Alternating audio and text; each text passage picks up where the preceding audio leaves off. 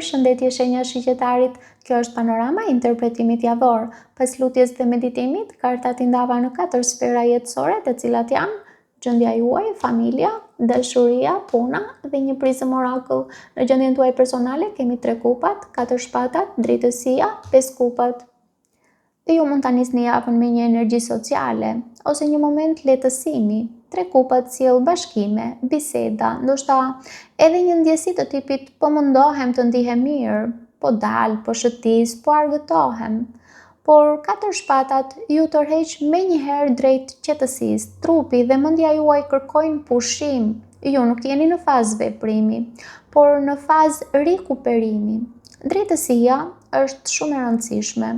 Ndoshta disa nga ju mund të kenë të bëjnë me dikë të shenjës së peshores, por përtej kësaj duket se kjo kartë nënkupton se ju po reflektoni mbi vendimet tuaja, mbi atë që është e drejtë dhe e gabuar në jetën tuaj.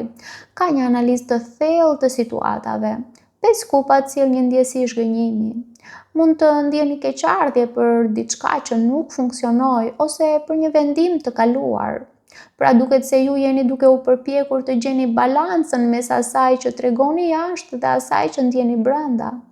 Ka një proces të fortë të reflektimi dhe një nevojë për të bërë paqe me të shkuarën. Kartat këshillojnë se ju duhet t'i jepni vetes kohë për t'u shëruar. Mos e gjykoni veten për atë që ka ndodhur. Merrni mësimin dhe ecni përpara me më shumë qartësi. Kalojmë tek familja. Në familje kemi 2 shpatat, 2 shkopinj, mbreti i kupave, 4 monedhat. Në familje ka një ndjesi bllokimi emocional. 2 shpatat tregon shmangje, dikush nuk po përballet me të vërtetën ose po zgjedh të mos shohë një situatë. 2 shkopinj tregon se ka nevojë për një vendim, një drejtim që duhet marrë, por ende nuk është zgjedhur. Mbreti i kupave sjell një energji të matur emocionale. Dikush përpiqet të mbajë qetësinë dhe kontrollin edhe në kaos, ose edhe nëse brenda ndjen më shumë. 4 monedhat tregon mbajtje, që mund të jenë mbajtje emocionesh ose ndoshta një tendencë për të mos u hapur plotësisht.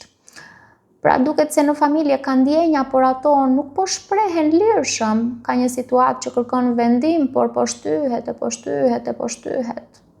Kartat këshillojnë se ju duhet të hapeni emocionalisht dhe të mos mbani gjithçka brenda. Shmangja nuk e zgjidh situatën, përballja e qetë e zgjidh atë. Kalojmë tek dashuria. Në dashuri kemi 6 kupat, faqa e shpatave, asi kupave, forca. 6 kupat është një nga kartat që unë e kam shumë xhan. 6 kupat nënkupton një person nga e kaluara, kujtime të shkuara, fëmijëri të hershme, nostalgji, një lidhje që ka pasur ndjenja të pastra, ose dikush me të cilin ka një lidhje shpirtërore. Ky person nuk është zhdukur emocionalisht as nga ju, as nga ana e tij ose ana e saj. Faqa e shpatave tregon se ka vëzhgim, ka kontroll, pra duket sikur dikush kontrollon ose ju atë ose ai person ju. Pra ka, si të thuash, ka mendime të ndërsjellta, ju mendoni për atë, ai ose ajo mendon për ju. Pra, sikur ndiqni njëri tjetrin në mënyrë indirekte. Ka kuriozitet, por jo guxim të plot për veprim komunikimi. Pra, duket sikur komunikimi është i kufizuar ose i tërthort. Pra, kemi një situatë ku ndjenjat ekzistojnë, por nuk shprehen hapur. Asi i kupave është një kartë shumë e fortë, sepse nënkupton një fillim të ri emocional, një mundësi reale për dashuri të sinqertë, por nuk është domosdoshmërisht me një person krejtësisht të ri, sepse shumë shpesh me 6 kupat duket sikur ky kombinim më lë të nënkuptoj se është rinisje me dikë që njihni. Pra kjo do të thotë që mund të ketë një bisedë të re, një hapje emocionale, një mundësi për të provuar ndryshe këtë herë. Forca është një kartë që nuk nënkupton veprim, pra sikur ka një përmbajtje emocionale, pra një kontroll emocional, dhe duket se kjo lidhje nuk do të shpërthej menjëherë, nuk do të jetë dramatike, do të kërkoj qetësi dhe maturi nga ana juaj. Pra duket se ju dhe ky person jeni në një energji mes dy botëve, që ka ndjenja por nuk po jetohen plotësisht, ka mendime por nuk po shprehen hapur. Ai ose ajo ju mendon, ju vëzhgon, por nuk është ende në një fazë veprimi të qartë. Pra, nuk e di pse më lë të nënkuptoj një shprehje që unë e përdor shpesh në jetën time të përditshme. Pra, është dikush që qefi ja ka, por byça s'ja mban, diçka e tillë.